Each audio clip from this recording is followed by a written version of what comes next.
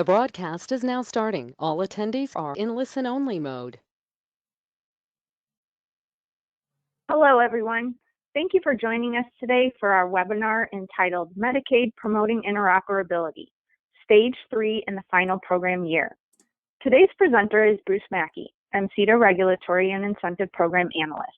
My name is Liz Jones, and I am today's moderator. Before we begin, I have a few housekeeping items to touch on.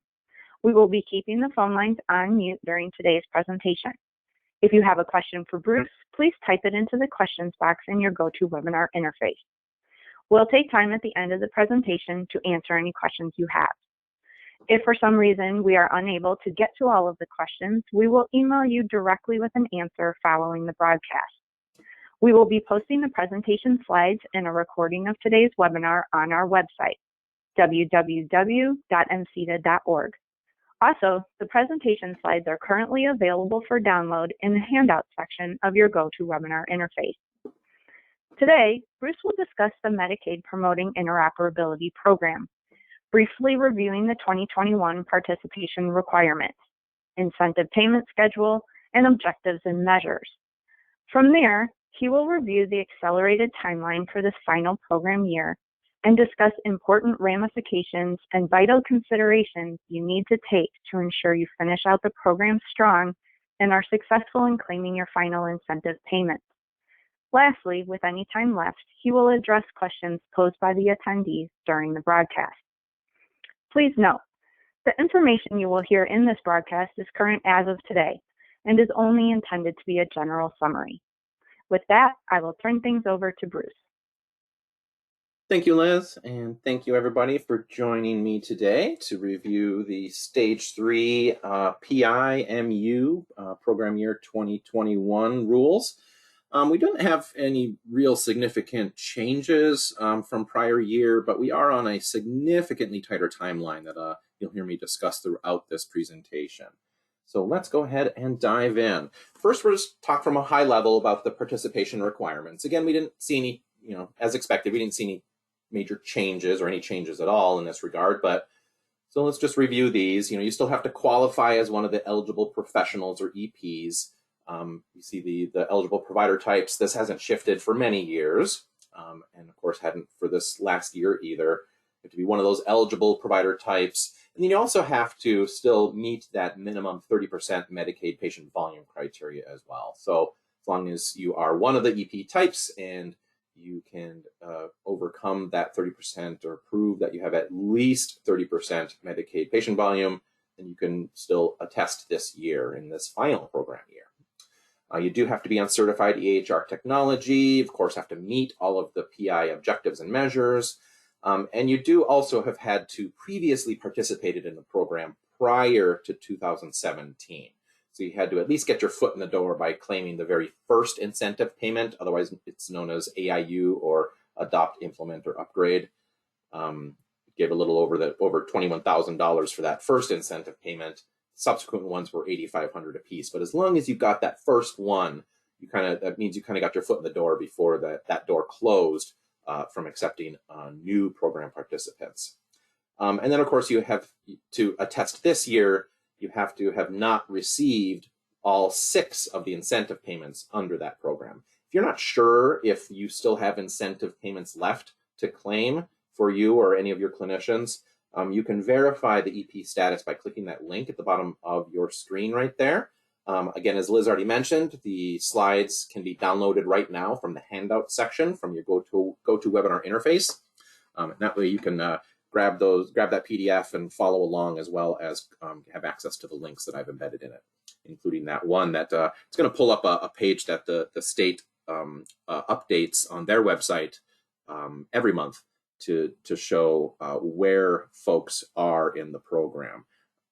So it will say program complete next to a clinician's name and NPI if they have claimed all 6 of those incentives. And anything other than program complete means that clinician still has some incentives available and they can still claim at least one more here in this year. So again, this just kind of shows that we've been in the program for this is our 11th year, which is amazing that we've been in this for so long. This kind of shows the the path of those incentive payments, but it's a little bit misleading in that you didn't have to claim them in succession.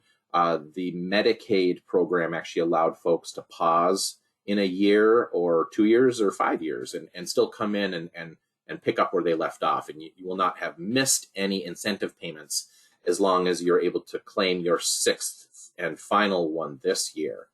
But, you have some folks that maybe started in the program back in 2011, and then took several years off and started claiming those last 5 payments, let's say in 2017. So again, you don't have to get them all in succession. If you have any incentives left, now is the time to claim the last ones for this year, because the program does, in fact, end at the end of this calendar year. That actually puts you on an even tighter timeline, though. So we'll touch on that as we get a little deeper into the slides. This was new for last year, but is in effect for this year as well. I just wanted to remind folks, especially if maybe you took last year off and weren't aware of this additional requirement. As of last year, the state of Michigan now requires you to not only upload proof of your Medicaid encounters, you also now have to validate and prove and show the data for all of your non-Medicaid encounters too. These are the numerator and denominator that they use to determine whether you have that minimum 30% Medicaid patient volume. So in prior years, you only had to upload a spreadsheet that included your Medicaid encounters. And now they are also requiring you to upload data that validates all of your non-Medicaid encounters. We've got the components that they require listed there on your slide now. And you can see page 11 of the EP state level registration guide for some screenshots of some spreadsheet examples that you can kind of follow and mimic when you go to upload your data. So from a very high level, the PI overview, we've got, again, those 2 components that we've had all along. You have to report on the promoting interoperability objectives and measures, and then you also have to provide data on clinical quality measures. New for this year is the CQMs, the clinical quality measures, are also only a 90 consecutive days of data. In prior years, you had 90 plus days for your PI objectives and measures, but a full year of clinical quality measure data, which meant you could not attest to achieving meaningful use until early the following year, because you needed to wait for the calendar year to change so you could generate that full year of CQM data. Because of the tightened timeline this year, the CQM reporting period is also reduced down to a minimum 90 consecutive days of data. So I'm not going to do a deep dive into any of the PI objectives and measures, although I am certainly happy to answer any questions that you might have on any of the measures. But the same objectives and measures that we had last year are still in effect for this final year as well. We also didn't see any changes to the measure thresholds or exclusions from prior year. So we've got these 8 objectives listed on your screen now. Within those objectives, there are up to 20 measures contained. And as I just mentioned on the previous slide, you have a minimum 90-day reporting period. You can, again, always report beyond the 90 days. It is not strictly a 90-day reporting period. It is a 90-plus day reporting period. You may find by increasing your reporting period, and you might be able to pick up additional numerators along with denominators. And so you may find that you might be failing a measure at a 90-day mark, but by increasing that to, say, 105 or 204, or whatever the number is above 90, you might find that you're actually meeting that objective. So don't necessarily limit yourself to only looking at 90-day periods. In terms of the thresholds, as I mentioned, we didn't see any threshold changes. We didn't expect to see any either. These are all of the objectives and measures that have performance thresholds tied to them. And I just have them listed here. And then I always like to note that, like for the e-prescribing measure, it says there's a performance threshold of 60%. That's actually greater than 60%. It can be anything greater than 60%, but if your performance is right at the 60% mark, you're actually still failing that measure. It needs to be something above 60%, and it can literally be any fraction of a percent above 60, as long as it's above 60%. And that is the same for any of the measures that have performance thresholds. So just be aware of that. It's been a few years, I think, since I've encountered this, where one of the EHRs had it programmed incorrectly, where they were giving, you got the little green checkbox on your dashboard when you hit, like, say, the 60% threshold. It was incorrectly flagging that as having met the measure. And then when you took that data and submitted it to the state of Michigan, you actually found out that you were failing. Again, haven't seen that in a little while. I suspect there are probably still some EHRs out there that have it wrong. So just be aware that each of those thresholds, it's greater than that percentage. Please look at this question as well. I have to touch on telemedicine encounters. Of course, while COVID-19 pandemic is calming down and you're able to get some of those patients coming back into your office versus doing telemedicine, I think telemedicine has probably been permanently transformed as a result of the pandemic, and a lot of offices are still using telemedicine and probably will continue to offer telemedicine visits even after the pandemic. And so just a note here that telemedicine encounters are treated exactly the same as in-person encounters in this program. So during that telemedicine encounter, you need to make sure that you and your staff are using the exact same workflows that you'd use to meet that measure if that patient was right there with you in the office. So you still have to make sure that you're offering that patient portal to every single patient to make sure you're getting credit there. You have to ensure that you're pushing electronic patient education materials to the portal so you can get credit for that measure. You're still reconciling your clinical information. And if you're seeing new patients, you want to be trying to get your hands on a CCDA from a prior a place of service and reconciling that data. If you're referring those telemedicine patients out, you're still going to be sending those CCDAs to the next provider or the next place of care. Secure messaging as well. You want to ensure that even though you're doing telemedicine with these folks, you're still utilizing the secure messaging functionality of your EHR to get credit there. As I mentioned, that whole reconciliation of clinical information reflects those incoming and outgoing electronic summaries of care documents, or CCDAs as they're also known. And really all of those Medicaid PI measures ensure that you're still following all of those workflows. And you might have to change the workflow a little bit depending on whether it's an in-person visit or telemedicine. So just make sure that you've got those adjustments in place and those workflows are being followed. And you also get to include all of the telemedicine visits in your eligibility calculations. The state of Michigan does not flag those telemedicine visits in any way. So if you're conducting telemedicine visits with Medicaid patients, those are all going towards that minimum 30% eligibility threshold. So the clinical quality measures, as I talked about, you still have to choose a minimum of 6 measures to report electronically. One of the 6 must be an outcome or high priority measure. You are required to submit these, or at least attempt to submit them electronically using what is known as a QRDA3 file. That is a file that really any of the certified EHRs can generate at this point. The next slide, I'll go through a little bit of information about the submission of that to the state system that they're now using for the electronic reporting of CQMs. There are 47 possible ECQMs to choose from. Very few of the EHRs offer all 47 of those ECQMs. Some of the bigger ones like Epic and Cerner, I think, offer all of them. Yours might only offer 6 because that's what they needed to get certified. But again, you're selecting those minimum 6 measures, you're submitting them electronically, and note that it is a minimum 90 consecutive days for that reporting as well, which is new for this year. So the state requires you to at least attempt to submit your CQMs electronically using their system called Skimmer. It is the Clinical Quality Measure Reporting and Repository Service. It is a service really built by MyHIN, which is the Michigan Health Information Network. And really all that system does is it takes that QRDA file and validates the file format, make sure it's the data's in the right place and it all looks good.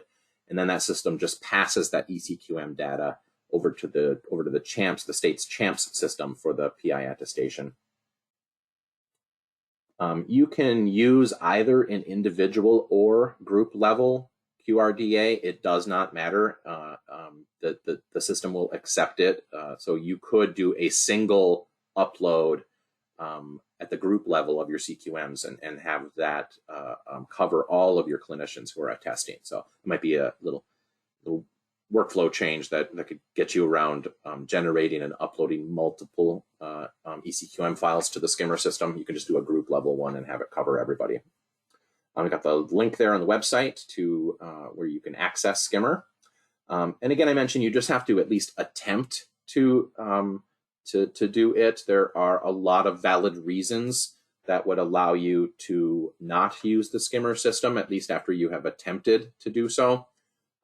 So just like in the past couple of years when we've had this system, the state has a process to enable kind of the old data entry that we did years ago on the CQMs, where you're just keying in those numerators and denominators into CHAMPS. So to request that approval, you just send an email to the state of Michigan. I've got that link there on your screen. You're going to explain why you're requesting that manual CQM data entry. You need to give them the relevant CERT ID number. So your EHR has a certified EHR technology ID number. I've got a link to the Chapel website right there if you do not know what that is. And they want to know what any information about any troubleshooting that you've done up to this point, if applicable. Sometimes there's not even troubleshooting to be had. There are two overarching reasons that would allow you to just automatically request that manual data entry, and the state will approve it. One of which is if your EHR is charging you for that CQM data file. The state doesn't want you to incur any additional costs in order to electronically submit your CQMs. A lot of you are also participating in the quality payment program or the MIPS program. And so perhaps you're already getting that file anyway. But if you're not doing that, and the only reason you would need it is for meaningful use, and you're with one of those vendors that charges for that file, don't pay for that file. The state doesn't want you to do that. You can just follow this process and email them and let them know that your EHR is charging for that file and that you're requesting manual entry, and they will approve that.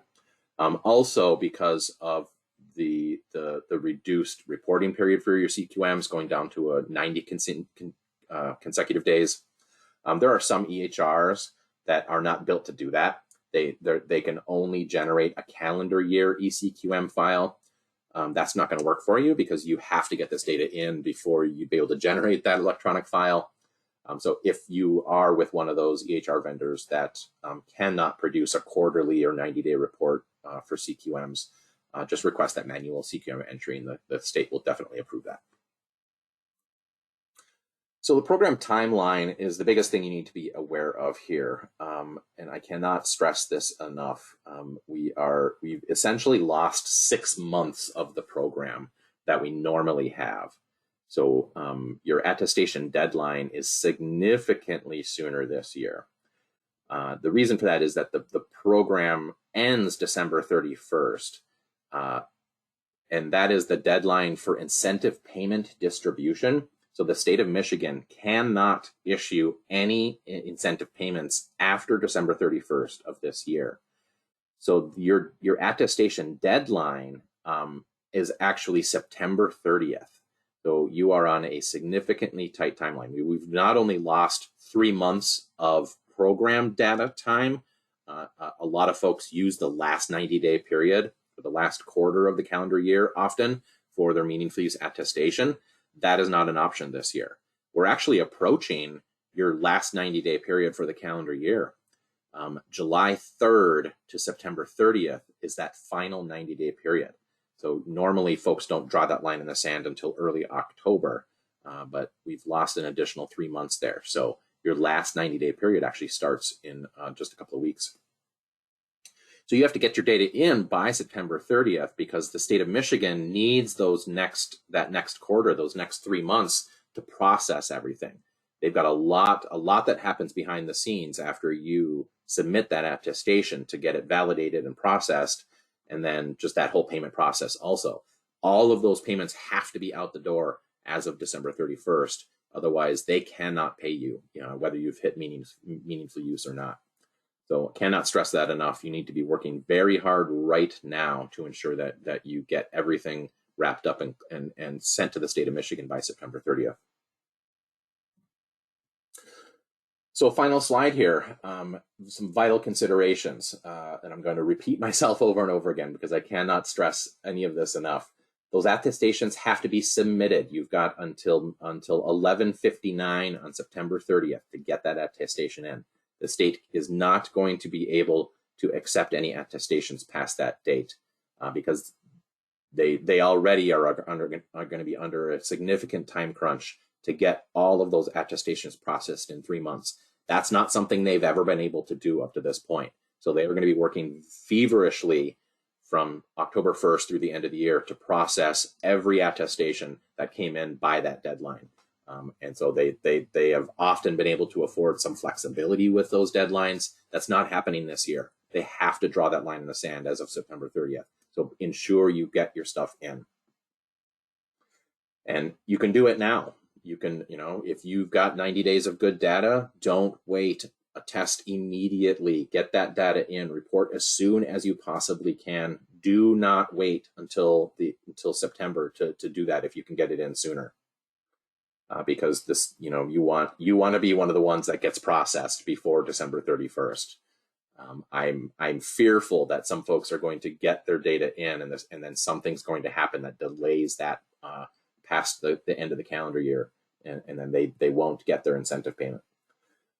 So some of you might be thinking about the SRAs. So there is a minor change with the SRA requirement. Previously, you had to have your security risk analysis completed before you attested. But we also know that a lot of you are on sort of annual updates for your SRA. So oftentimes it doesn't happen till the end of the year. So for this final year, you can complete your SRA after your attestation, but it must still be completed before the end of the calendar year. So the CHAMPS or EHR MIP system has been updated this year. There's been a little tweak to that system where previously, if you didn't attest yes to having completed your SRA, you would fail out and you wouldn't be a meaningful user. The system will now accept a no response to having completed the SRA, but you're also sort of attesting to the fact that while we haven't completed it yet, we will complete it before the end of the year. So it's a little bit of the honor system there that might get picked up in an audit if you lie. And also a note that if you are one of the folks working with MCEDA, you've got a contract with us, so we are helping you with your SRA. That SRA, as well as the results meeting, has to be completed by September 30th. We cannot do any SRAs or results meeting after September 30th of this year. So you have to monitor those reports right now, today. If you haven't already been looking at your meaningful use dashboards, make it a priority.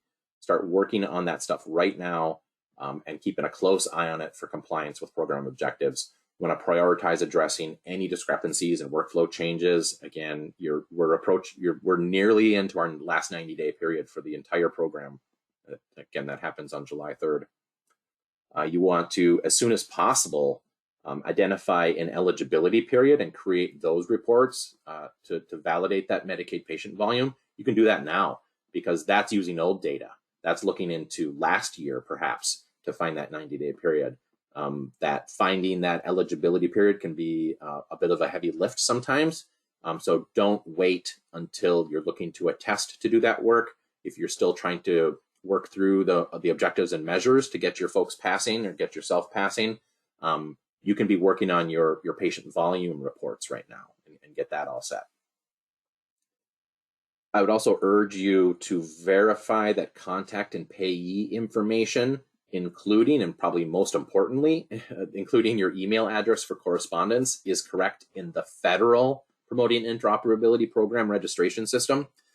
That's very likely a system you haven't gone to in years. That was where you went when you originally opted in to the Medicaid PI program.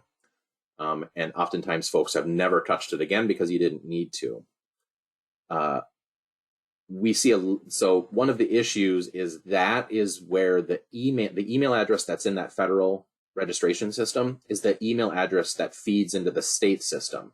So if they are looking to communicate with you following an attestation, which happens very often, there could be eligibility data issues or some issues with your actual objectives and measures. So the state has to reach out to you and have you fix something and then resubmit it. The email address that they use comes from that federal system. And as we know, there's lots of turnover in medical practices. You know, the person who originally opted into the program back 5 years ago has long since left, but that correspondence is still going to that very old email address. This happens every single year where the state of Michigan is asking for something to happen, but it is at an email address that is no longer monitored. If that happens to you, you could very well miss out on your incentive payments. Because again, they have to have those out the door by the end of the year. So you don't want to be the cause of the reason why you're not getting your incentive payment. So once you submit your attestation, then ensure that you're responding promptly to those communications from the state to ensure that you're not the reason that you missed because you just stopped responding to the state. And as I'm, not only is the state of the whole program ending by the end of the year, our state-funded program support also ends on September 30th. So we can't be answering the phone and helping you guys as of October 1st of this year. So you're kind of on your own after that. I wish that wasn't the case. We would really love to be able to continue to assist you folks through the end of the year, but our contract that kind of brings all of this support to you today for free or for very little actually ends at the end of September. So with that, that is all the information I have for you. I have a couple of questions that came in. Let me take a quick look at what we have here.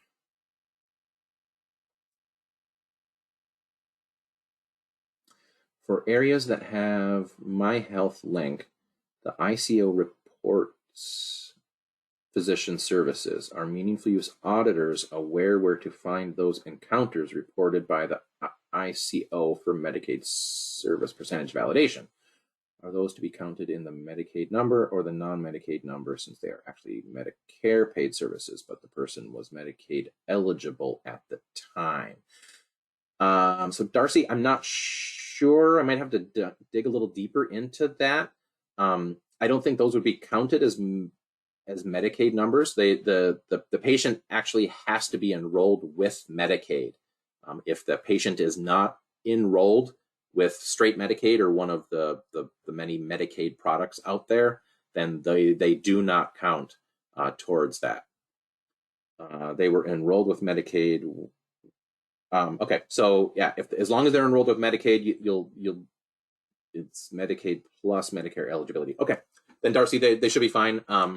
You can work with the state. They should. I would hope that this stuff is also feeding into what's called the data warehouse over there at the state. But certainly, if that's part of that validation process, you'll be working with an auditor who's going to be looking at that data. They'll be looking at that Medicaid numbers that you've reported on your spreadsheet. They bounce it against what they can see in the data warehouse. And as long as you come within, I think it's 5 or 10% of your numbers, they validate it and push it through. If they can't validate enough of those, you might have a little bit of back and forth with them regarding these additional encounters. The data warehouse is supposed to have everything Medicaid related, but there are sometimes some data lag issues or some other issues. So just ensure, Darcy, that once you submit that data and if you're counting those as Medicaid encounters, that stay close to your email. So if the auditor can't validate that stuff, you can have a little back and forth with them. But as long as those patients were Medicaid patients and you can prove that they were Medicaid patients. You know, whether the state can see that stuff in the data warehouse or not, they're gonna validate it and push it through. One last question, and then we'll wrap up. Will audits still continue about 3 years after attestation? So yes, while the program ends, our funding ends, the state does still have some funding to continue audits, and they're required to continue the program audits, I think, for at least another 2 or 3 more years. So you could very well still be audited. Again, it's one of the things that concerns me. We often help our clients through that audit process when you get audited. But with our funding ending at the end of September, we're not going to be around to assist with those audits anymore. But yes, you could be audited up to a few years after the end of this program year. All right, folks, with that, I think that's all the questions for now. However, we are still here to answer your questions. I'm still available, and I love helping you. I love answering your questions. So if there's any questions, comments, concerns, again, I didn't do a deep dive into any of the measures, but if you're still struggling with some of those, we can assist with that as well. Don't hesitate to reach out. You've got my email on your screen right there and my office line, as well as the website and our general meaningful use program support as well, which is a phone number that's still monitored by my colleagues. So with that, we'll wrap up for the day. I thank you for joining us today. I look forward to seeing you on future broadcasts. And please get those meaningful use attestations in as soon as you possibly can. Thanks and have a great day.